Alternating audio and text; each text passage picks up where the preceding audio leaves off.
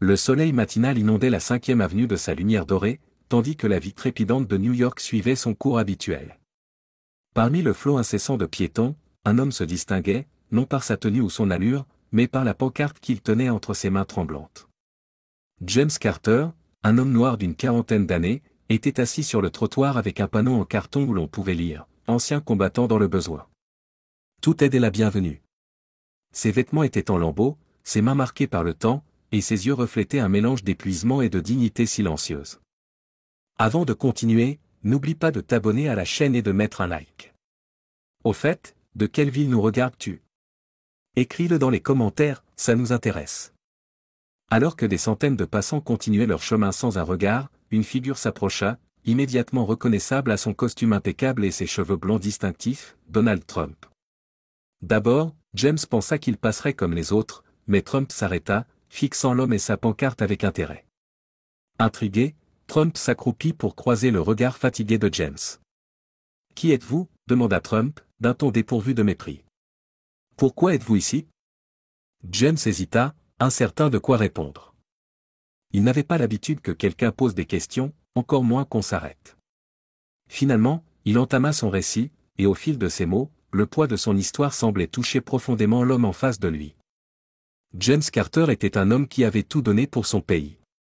Pendant 16 ans, il avait servi dans l'armée, déployé dans des zones de guerre où le danger était constant et la survie jamais garantie. Son unité dépendait de son courage et de sa discipline, mais sa dernière mission changea tout. Lors d'une embuscade, une explosion le laissa grièvement blessé.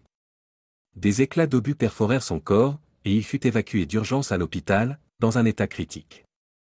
S'ensuivirent des mois de chirurgie. Les médecins s'efforcèrent de sauver sa vie, mais les séquelles étaient irréversibles. Sa convalescence fut lente et éprouvante. Sa mobilité était réduite, sa force amoindrie, et ses cicatrices, tant physiques que mentales, étaient des rappels permanents du prix qu'il avait payé. Lorsqu'il fut enfin renvoyé chez lui, il retrouva un pays qui lui semblait étranger. Il n'était plus le soldat fort et vaillant qu'il avait été, et la société semblait indifférente à ses sacrifices.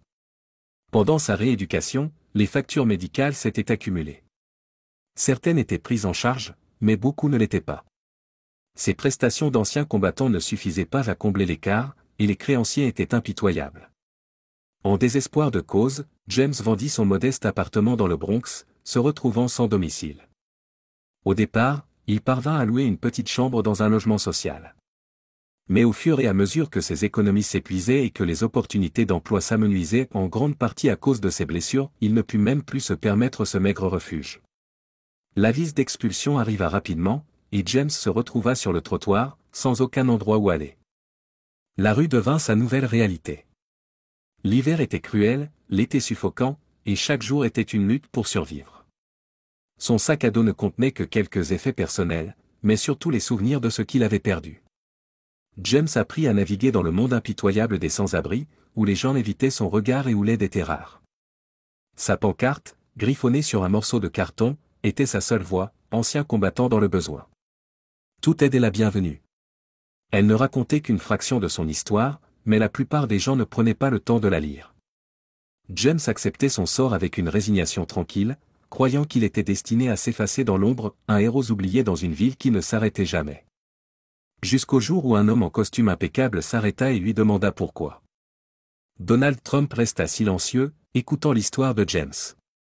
Les détails percèrent le vacarme de la ville environnante. L'homme devant lui avait consacré 16 ans de sa vie à défendre la nation, pour être ensuite abandonné au moment où il avait le plus besoin d'aide. La sincérité de la voix de James, le poids de sa douleur, était indéniable. L'expression de Trump, d'abord stoïque, s'adoucit à mesure que James terminait son récit. Pendant un instant, il ne dit rien. Puis, avec son habituelle autorité directe, Trump hocha la tête et sortit son téléphone. Il passa un appel, son ton ferme et sans équivoque. Quelques minutes plus tard, 2 assistants de Trump arrivèrent. Trump désigna James, toujours assis sur le béton froid.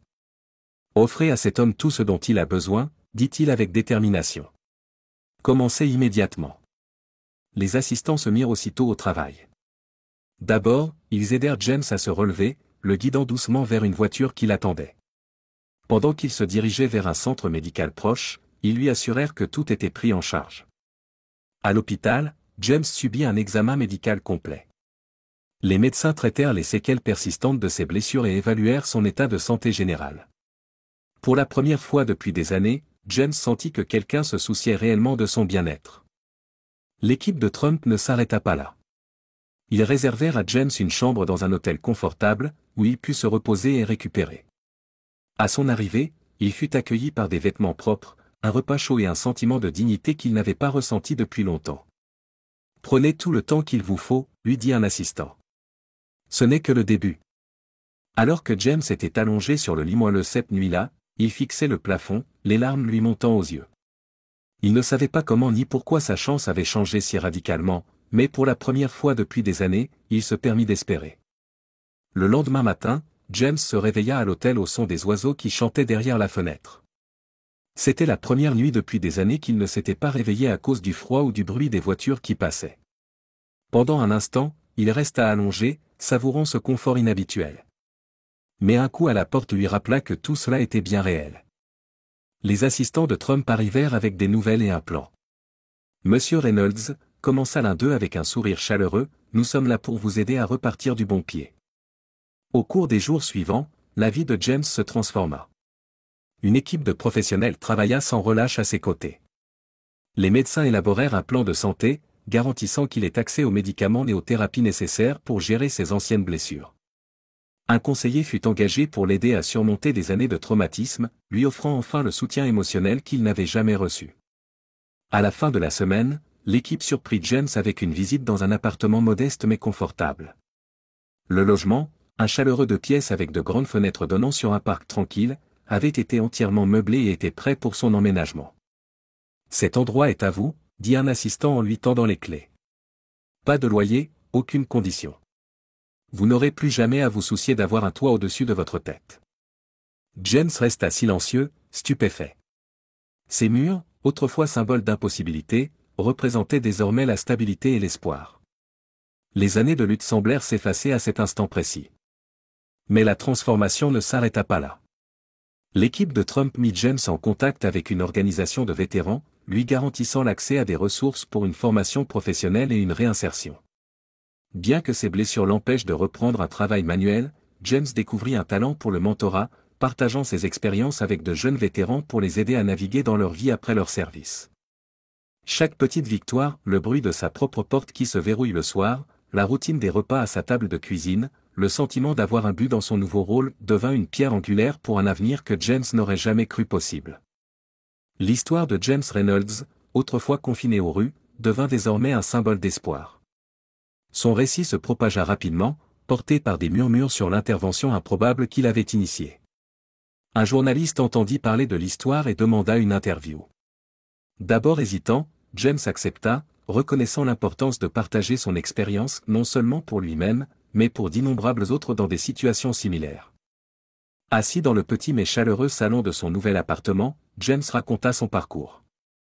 Il parla de son service à l'étranger, de ses blessures et des années de difficultés qui suivirent. Mais c'est sa réflexion sur la bonté qui toucha le plus. Un homme s'est arrêté alors que tous les autres passaient leur chemin, dit James, sa voix calme mais empreinte d'émotion. C'est tout ce qu'il faut, une personne prête à voir au-delà des circonstances. L'histoire fut diffusée aux informations nationales, captivant le pays. Les spectateurs furent émus par le contraste entre l'humilité de James et l'acte généreux et décisif de Donald Trump. Certains y virent un rare moment d'humanité de la part d'une figure souvent controversée. D'autres furent inspirés par la résilience de James et sa détermination à reconstruire sa vie. Trump, malgré l'attention médiatique, resta fidèle à lui-même, imperturbable. Lorsqu'on lui demanda un commentaire, il rejeta toute idée d'héroïsme. « J'ai vu un homme qui avait besoin d'aide. C'est ce que nous sommes censés faire, en tant qu'êtres humains, nous entraider, déclara-t-il, détournant davantage d'attention.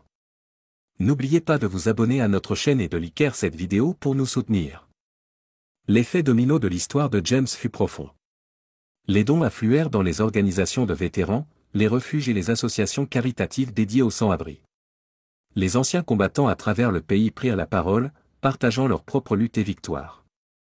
La conversation publique sur les inégalités systémiques et le traitement des groupes marginalisés prit un nouvel élan. Pour James, la vie n'était plus définie par les difficultés mais par un but.